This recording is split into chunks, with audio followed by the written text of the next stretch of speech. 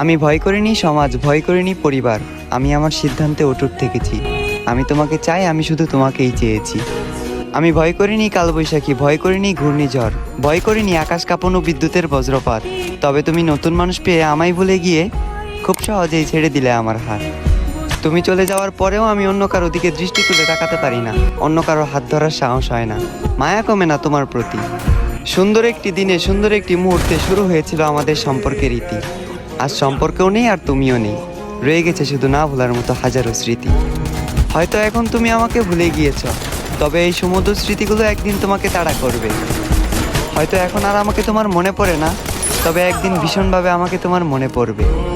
কারণ তোমার দেখানো ভালোবাসা মিথ্যে হতে পারে, তবে আমার নিষ্পাপ ভালোবাসা একদিন তোমার মন খারাপ এবং আফসোসের কারণ হয়ে দাঁড়াবে।